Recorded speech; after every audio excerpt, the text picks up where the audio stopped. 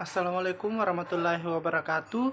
Saya Rahman dengan NIM 18023612011159 akan mempresentasikan proposal yang berjudul Pengaruh Komunikasi Terhadap Kinerja Pegawai pada PT Telkom di Kota Palopo.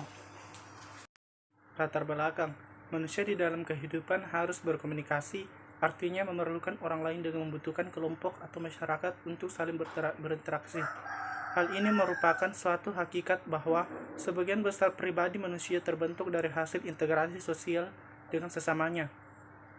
Peningkatan kinerja pegawai secara perorangan akan mendorong kinerja sumber daya manusia secara keseluruhan dan memberikan feedback yang tepat terhadap perubahan perilaku yang direfleksikan dalam kenaikan produktivitas, sehingga kinerja optimal sangat diharapkan oleh perusahaan dan berkompetisi.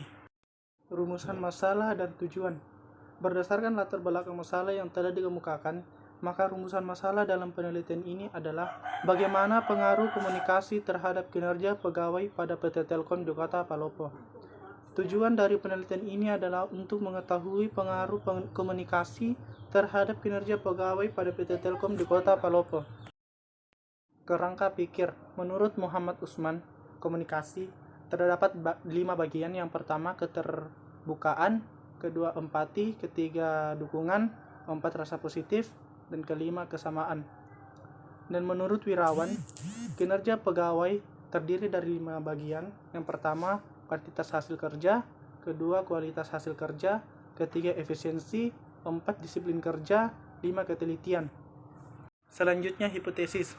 Hipotesis adalah jawaban sementara dari suatu masalah yang dihadapi perusahaan yang dimana perlu dibuktikan kebenarannya. Hipotesis yang diajukan dalam penelitian ini adalah diduga terdapat pengaruh yang signifikan antara komunikasi terhadap kinerja pegawai PT Telkom di Kota Palopo. Selanjutnya, waktu dan tempat penelitian. Penelitian ini akan dilaksanakan selama 2 bulan, bertempat pada PT Telkom di Kota Palopo.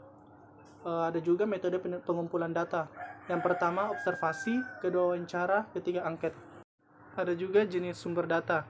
Jenis data terbagi 2 bagian, yang pertama kuantitatif, yang kedua kualitatif. Selanjutnya, sumber data. Sumber data juga terbagi 2 bagian, yang pertama data primer dan data sekunder. Adapun populasi dan sampel. Populasi dalam penelitian ini, jumlah populasi pada PT Telkom yaitu 40 pegawai, dan sampelnya yang digunakan yaitu seluruh karyawan yang ada di PT Telkom di Kota Palopo.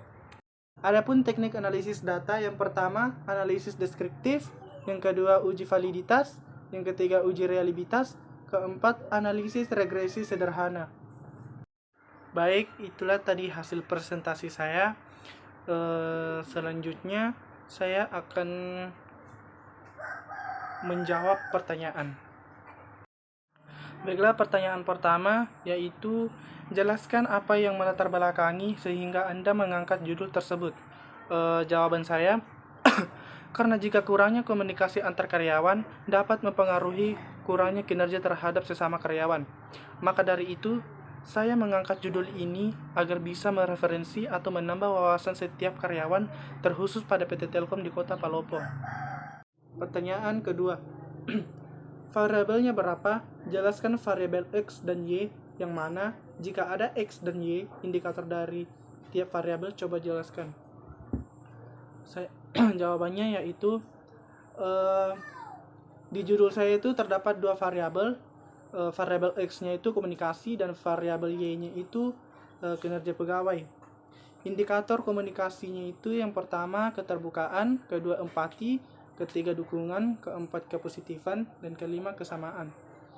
Dan indikator kinerja pegawai itu yang pertama tujuan, yang kedua standar, ketiga alat dan sasaran, keempat kompetensi, yang kelima peluang. Pertanyaan ketiga.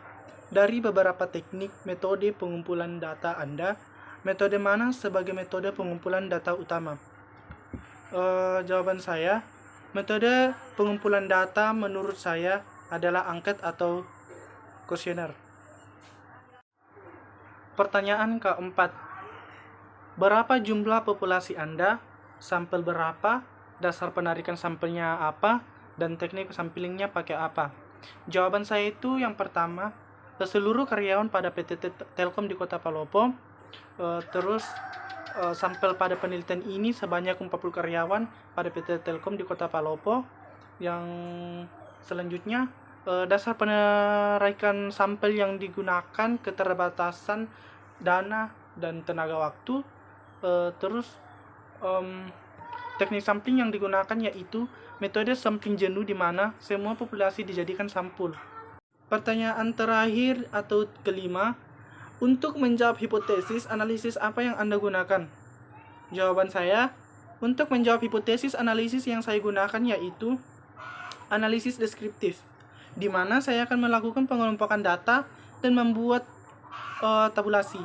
Kemudian diberikan penjelasan tentang dana tersebut.